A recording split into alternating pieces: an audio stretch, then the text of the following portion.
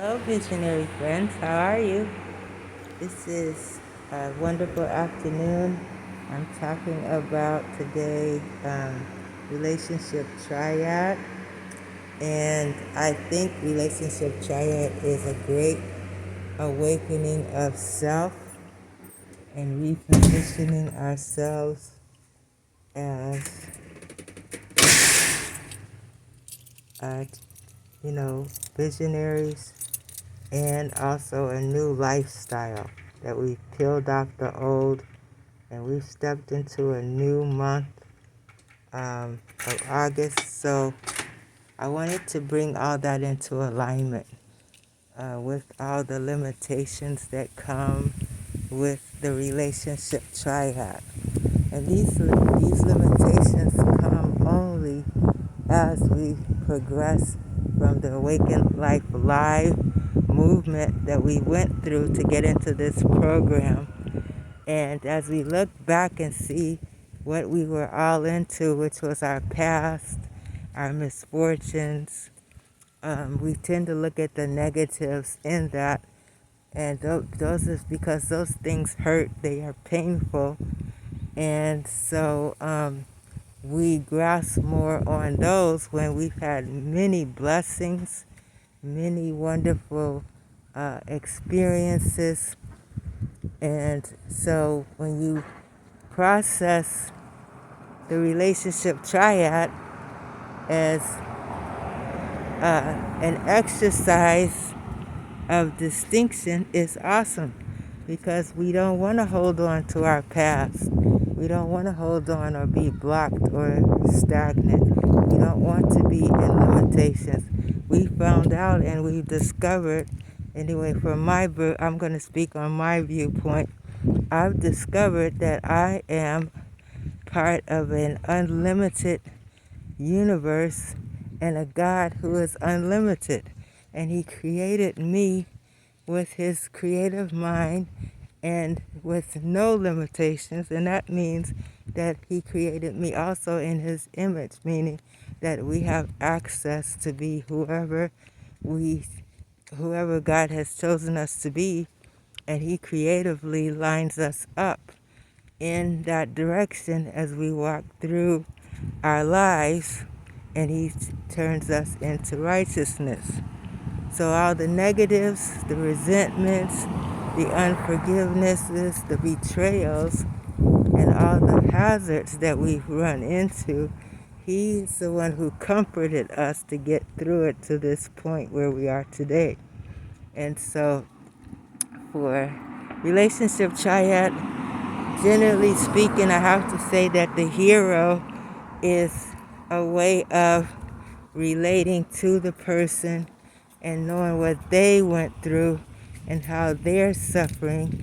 And it reminds you, and it's a hijacking of bringing you back to your situationship. When you were going through your situationship that caused you a lot of pain, then you can relate, and you don't want him to suffer as you did. And so therefore you think by taking action and stepping up to run to his rescue, it is a good thing, and it's a counseling and a therapy for that person.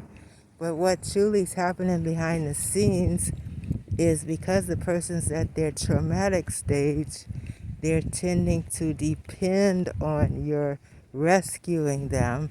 And as you know, through relationships that we've had where we were their hero, the person never grew out of that. And it continued and continued until we got tired, we got fed up, and we decided that this is too much, because you can't keep it going. You just can't continue to be somebody's hero because, number one, they're not having a chance to grow and to have a chance to discover some things. What we can do, though, is we can give them comfort, compassion, mercy, and we can love them, which is our first heart anyway, that we are here to love each other.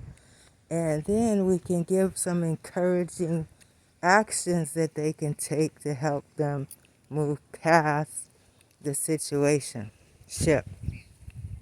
So as I look back at a person that I've known for a while, and I've looked at the fruits that have come from that relationship, I see that this person has lived a 911 lifestyle for more than 10 years.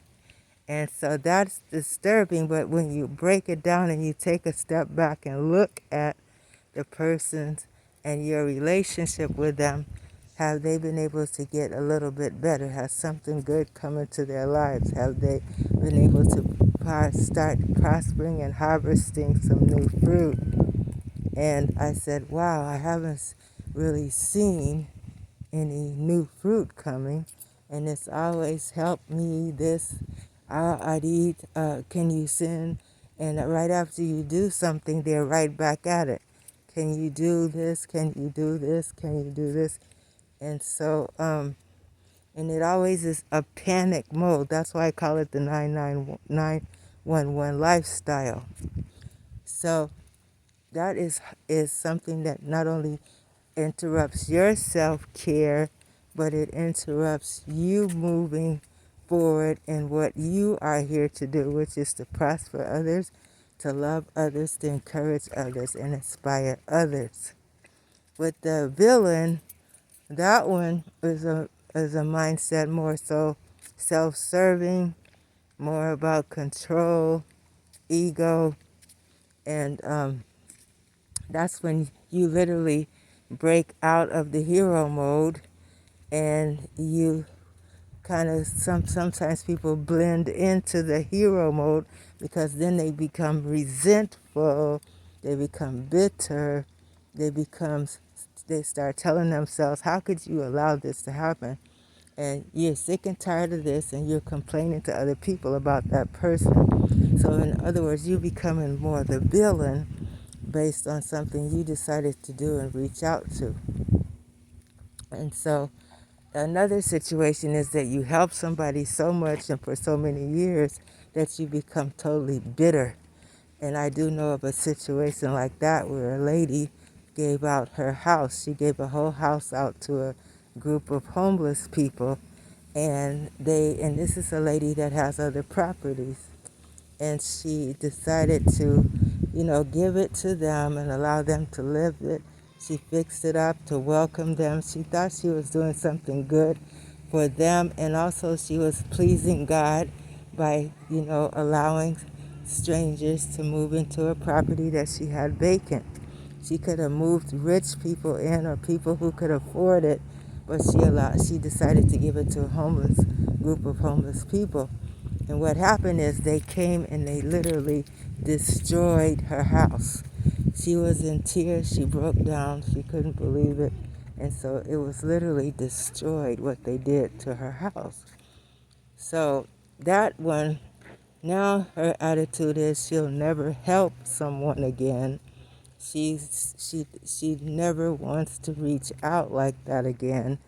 And so that is her outcome, that she's got so bitter and so hurt by what happened out of the goodness of her heart, the giving of her heart, and yet it turned into a disaster.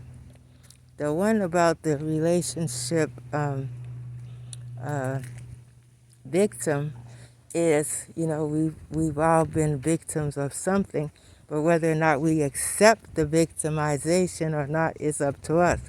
I've been a victim of many things, and they come and they go, and we've all been victims, but I have a tendency not to be the victim or not to take it on as being victimized.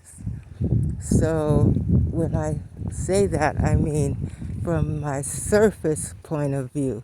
In my inner heart, it hurts. In my inner heart, it is something that will hurt. But as we go through this program, self-care, receiving and giving, distinguishing ourselves as being authentic and acknowledging others as well as we acknowledge our own strengths and weaknesses, and where we are vulnerable, we open up to being vulnerable in front of each other it has increased and built up our true self, which means our authenticity.